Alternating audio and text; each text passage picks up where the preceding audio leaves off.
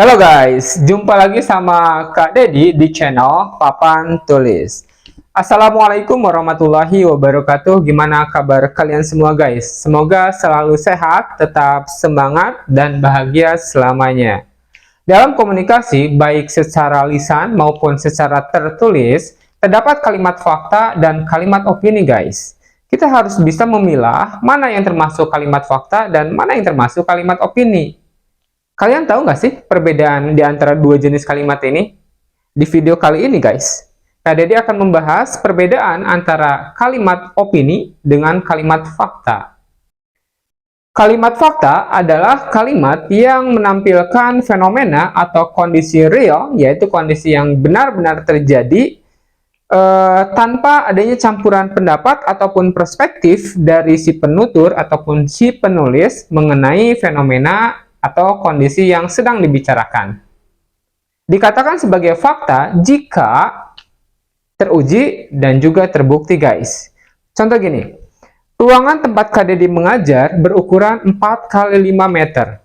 Apakah ini bisa diuji dan dibuktikan? Ya tinggal diukur saja guys. Nah, ketika diukur dan terbukti, itu menjadi fakta guys. Berbeda hanya dengan kalimat opini. Kalimat opini adalah kalimat yang berisikan pendapat atau pemikiran atau pendirian seseorang ketika menghadapi suatu fenomena atau kondisi tertentu berdasarkan perspektifnya. Opini akan berbeda-beda dikatakan oleh setiap orang berdasarkan perspektifnya masing-masing guys. Contoh gini, di ruangan ini ada dua teman Kak Dedi. Taruhlah namanya si A dan si B guys. Nah, si A mengatakan ruangan ini bersih karena dia tidak melihat satupun sampah yang tergeletak di lantai. Ruangan ini bersih. Sementara si B mengatakan ruangan ini kotor. Dua hal yang berbeda. Si B mengatakan ruangan ini kotor karena ketika dia bersandar di dinding dan telapak tangannya menyentuh dinding, terdapat debu di telapak tangannya, makanya dia mengatakan kotor. Ruangannya sama, tapi direspon dengan pernyataan yang berbeda. Nah, itulah contoh dari kalimat opini, guys. Oke deh guys, biar kalian lebih paham mengenai perbedaan kalimat fakta dan kalimat opini, Kak Dedi akan jelaskan ciri-ciri dari kedua jenis kalimat ini. Kalimat fakta disebut juga sebagai kalimat objektif, karena berdasarkan apa adanya guys. Sementara kalimat opini disebut juga sebagai kalimat subjektif. Karena kalimat opini ini bisa dinyatakan berbeda-beda tergantung dari perspektif si pengujarnya atau orang yang menulis atau mengungkapkannya guys. Sekarang kita bahas ciri dari masing-masing kalimat fakta dan kalimat opini. Kalimat fakta, salah satu cirinya mengandung data guys. Bisa data berupa angka ataupun bukan berupa angka. Contoh, kecelakaan lalu lintas menewaskan 2 orang. Nah, di sana ada data berupa angka, yaitu 2 orang. Tahu dari mana 2 orang? Ya, tentunya hasil dari observasi, langsung melihat di tempat kejadian. Dan bisa dibuktikan, buktinya ada 2 orang yang tewas atau meninggal dunia guys. Ciri yang kedua, adanya keterangan tempat. Tentu kalau sebuah fenomena atau kondisi real yang terjadi, pasti ada tempat terjadinya peristiwa tersebut atau fenomena tersebut. Misal, terjadi kecelakaan lalu lintas di Jalan Soekarno-Hatta. Nah, di sana ada keterangan tempatnya, Jalan Soekarno-Hatta. Tempat peristiwa atau fenomena terjadi, guys.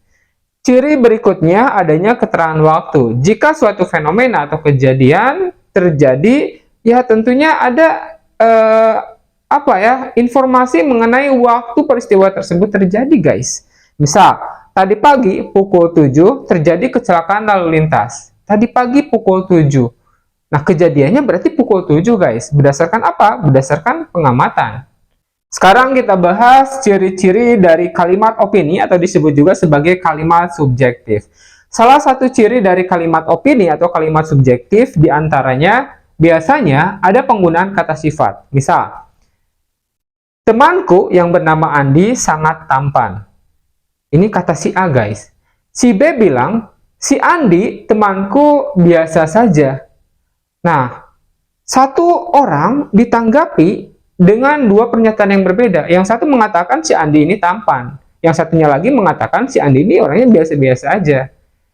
Nah, Di sana ada penggunaan kata sifat, yaitu tampan. Mungkin si A ini mengatakan tampan karena perspektif tampan itu, misal ya, karena hidungnya mancung. Sementara si B ini mempersepsikan bahwa tampan itu orang yang memiliki kulit putih. Sementara si Andi ini kulitnya tidak putih, makanya dia bilang biasa-biasa aja. Satu objek ditanggapi dengan pernyataan yang berbeda-beda, guys. Contoh lain, guys. Speedo ini harganya Rp10.000. Di sana karena ada data, itu termasuk kalimat fakta. Tapi ketika ada dua orang yang menanggapi, guys, misal si A menanggapinya gini, Speedo ini harganya mahal. Mungkin karena si A ini biasa membeli Speedo kayak gini, harganya Rp7.000. Ketika saya bilang harganya Rp10.000, dia tentunya akan mengatakan mahal. Berbeda hanya dengan si B, guys. Si B mengatakan Speedo ini harganya murah. Karena dia biasa membeli Speedo di tempat langganannya, itu harganya Rp15.000. Dan ketika dia mendengar bahwa Speedo ini harganya Rp10.000, tentunya dia mengatakan harga Speedo ini murah. Oke, di sana ada kata mahal, murah, termasuk jenis kata sifat, guys. Ciri yang kedua, kalimatnya berupa perkiraan. Contoh, nanti malam sepertinya akan turun hujan. Apakah bisa dipastikan nanti malam turun hujan? Belum tentu. Malamnya kan belum menjelang. Oke, contoh lain. Indonesia akan menjadi negara maju tahun 2029.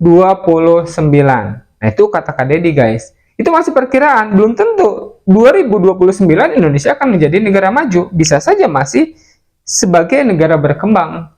Kalimat yang berisikan perkiraan biasanya ditandai dengan kata-kata sepertinya, nampaknya, kelihatannya, diperkirakan, diasumsikan, dan sebagainya.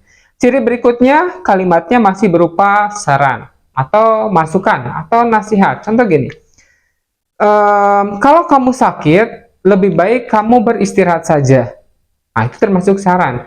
Ditandai dengan adanya penggunaan kata sebaiknya, seharusnya, lebih baik, akan lebih baik. Oke, guys, itu ciri dari kalimat fakta dan kalimat opini. Biar lebih memahami lagi, Kak Deddy berikan beberapa kalimat atau pernyataan dan kita analisis apakah kalimat yang Kak Deddy akan tuliskan tersebut termasuk kalimat fakta ataukah kalimat opini. Kalimat pertama, sapi adalah hewan berkaki 4 dan makhluk herbivore. Nah, ini menurut kalian termasuk kalimat fakta atau kalimat opini, guys? Kita lihat ciri-cirinya. Yang pertama, berkaki 4. Apakah bisa dibuktikan? Ya, emang benar. Berdasarkan pengamatan dan itu kenyataan bahwa sapi adalah hewan yang memiliki 4 kaki, guys. Kemudian termasuk hewan herbivore. Apakah benar termasuk hewan herbivore? Herbivore itu hewan yang makanannya adalah tumbuh-tumbuhan, guys, seperti rumput dan sebagainya. Dan itu kenyataannya seperti itu, terbukti bahwa sapi itu makannya rumput-rumputan, guys. Oke, jadi kalimat pertama termasuk kalimat fakta. Nomor 2, bencana tsunami melanda Aceh pada tahun 2004. Nah, di sini ada keterangan waktu, guys, tahun 2004, dan juga ada keterangan tempat, yaitu Aceh. Nah, kalimat yang ada keterangan waktu dan keterangan tempatnya merupakan ciri dari kalimat fakta. Oke, jadi yang kedua ini termasuk kalimat fakta, guys. Nomor 3, sepertinya dia orang kaya. Nah, coba perhatikan, guys. Di sini ada kata kaya. Kaya ini termasuk kata sifat. Mungkin ketika si penutur menyatakan sepertinya dia orang kaya, orang tersebut membawa mobil yang sangat mewah, guys, sehingga si penutur mengatakan orang tersebut kaya. Kan bisa saja orang yang membawa mobil tersebut ternyata adalah sopir. Jadi bukan pemiliknya, guys. Bisa saja itu terjadi. Oke. Berikutnya, nomor 4. 3 orang terluka akibat kecelakaan lalu lintas. Di kalimat ini ada data, guys. 3 orang. Dari mana tahu 3 orang? Ya, dari observasi, dari pengamatan langsung. Dihitung jumlah yang terlukanya berapa? Ada 1, 2, 3. Ada 3. Nah, ada data guys. Datanya berupa angka. Nomor 4 ini termasuk kalimat fakta. Berikutnya nomor 5. Pak Budi adalah pemilik PO Bus Selamat. Di sini ada kata pemilik bus selamat. Nah, ini ada data, tapi datanya bukan berupa angka, guys. Nah, bisa diketahui dari mana nih? Apakah bisa dibuktikan? Ya, cek aja di data Dinas Perhubungan. Biasanya kan pemilik kendaraan umum terdaftar di sana, guys. Kalimat nomor 5 termasuk kalimat fakta, karena mengandung data, meskipun datanya ini bukan berupa angka. Berikutnya nomor 6, Randi sangat pintar. Di sini ada kata pintar, termasuk kata sifat, guys. Nah, bisa aja orang mengatakan pintar karena si Randi ini selalu mendapatkan nilai 9, tidak pernah dapat nilai di bawah 6. Oke, sehingga dikatakan Randi sangat pintar. Tapi bisa aja orang lain berpendapat atau beropini bahwa Randi ini biasa aja. Kenapa? Karena teman sekelasnya banyak yang mendapatkan nilai 9, bahkan banyak juga yang mendapatkan nilai 10, nilai sempurna. Berikutnya nomor 7, mobil BMW sangat mahal. Nah, di sini ada kata mahal. Termasuk kata sifat atau adjektiva. Mahal, murah itu subjektif, guys. Tergantung orang yang menilainya. Contoh gini, guys. Ada sebuah mobil, taruhlah mobilnya itu mobil BMW, mobil BMW, harganya 1 miliar. Menurut Kak Dedi, mobil dengan harga 1 miliar itu sangat mahal. Karena mungkin,